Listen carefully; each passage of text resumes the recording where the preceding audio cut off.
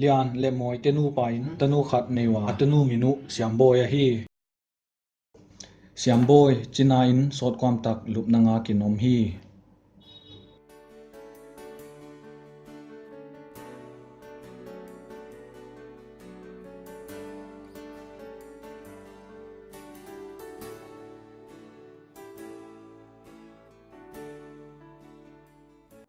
ulian siamboy la khani tak dam lo hita pathianin ithum na hon dong lo hita mai diam mo siamboyin la hoi lam not tuan lo wa sumle pai la kinei no lo bang chita ding hi mai diam mo zin te siamboy nu lai siang thua sum kim thuak na nang to ya pathianin ai te haksat na to ding phalai ileleng mo I thuak te wal haksat na thuak sak lo ding ya huchi hitamok leleng to sumla kinei non lo itanuin la hoi lam not lo lo hi yak sathun tak hi pathiani poimo dia wai jakin thun le ma kyanga ithum ding hi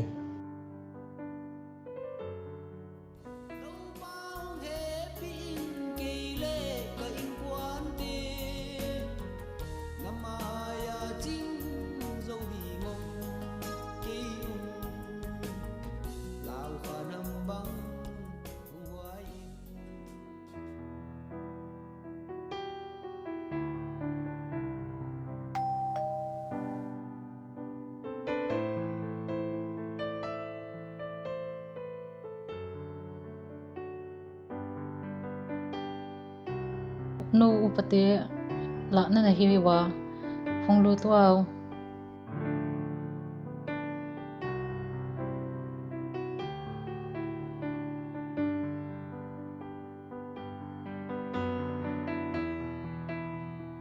nadam lo lamu kana zakha wa bangchi na hi wa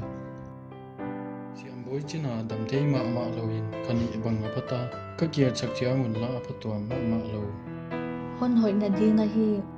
ulianin thum na hon nei sakhen lan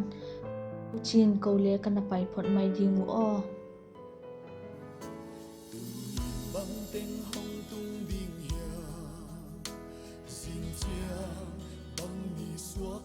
hi thei dang la kanai ke wa yain anakian kolun ei khom ngai ma lo ya kachima ve taksa nong kilat mai mai ule thu pi lwa hi bang ma tham hi lo a hi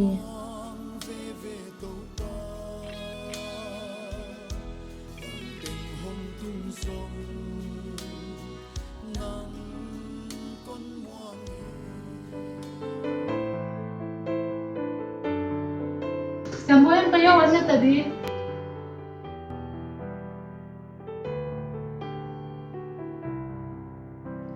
ulian tu lai ka ngai to changa hampha ki salwa hi vengo bangjia ki ta nang nung tun hun ki bang ki ke patam pi te vai tun hun ala tung lo wa asi te bang hi ti vai ti salwa ka hi koi mun pewa semin koi mun pewa kiswan kheleng le Insung hi apoimo masagi ge hoi jak ta ki ve hampha ka ki sang na tuni na kam chami bangana ni khana mai je na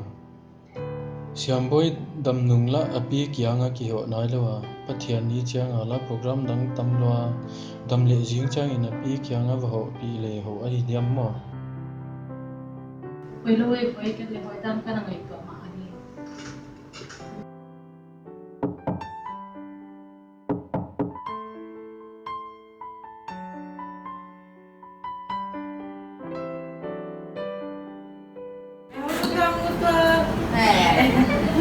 no dam na ko ino nong lelo ta kasi boy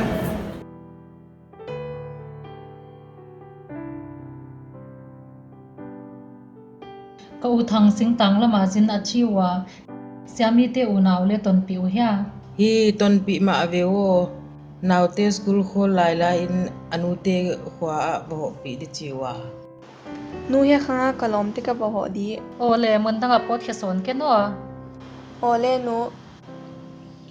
bangchik cha hong tung ki tiu pathianin lem asak le tho tan yang tung ki di zo chiu hiya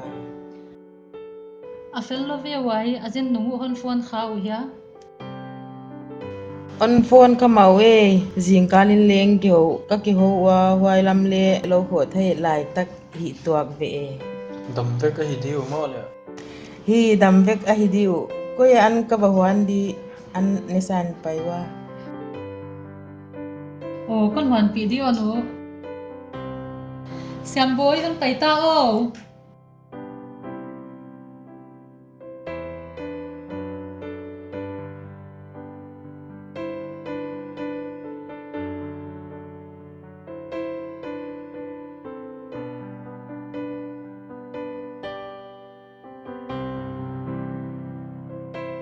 siam thum na nei dia ko na nga ko ite Papa, thum na ne ngai lo pi ka pi me hwana siam na voi. mai diu siam boy le diu kyal go ka hi di boy on pai jol di ya Ole pa,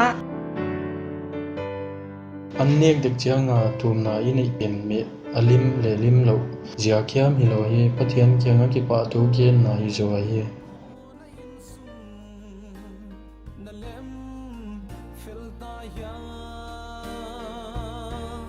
Innkuan gimin hot dam na hi uhia khat le man that ding man ngai ngam mo Innkuan nuam sa lo ching na hi na siambo in anlim lo ziaka an kwang ki khop na nei akisak mai ma bangin Innkuan Maitam inei zelte itaten azia ka theiun apatwam pi nau hiam iki khop khom namun te a hingin Pathian pomta ka hinadiam a hi keile amin pu lela nei hi kha hiam iki vel chian thak ding topan hun ahon pela hi kum sagi nungin siamboi khopia laisim dingin ahon jin sukhi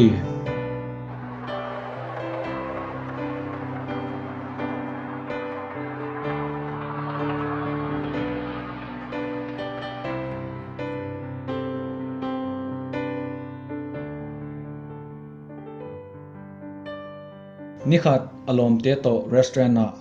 thilna dingin avo wa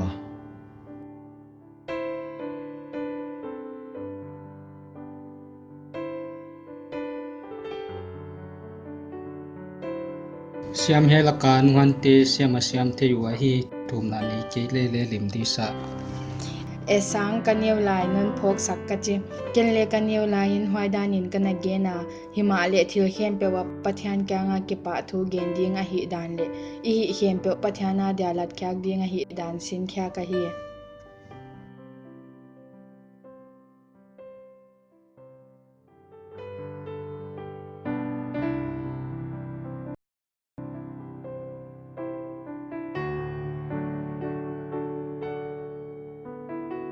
tunin nang le ken iom na pewa Chris thei pi tu a ipana kul hi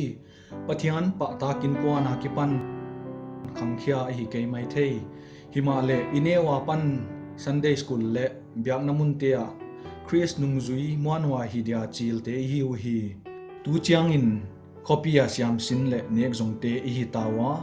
hwai jakin hiai khopi ginglomi tampi te laka Chris thei pi tu muan hwai le Pathian pomtak hinkhwa izat ding a hi topan thupina tangta hen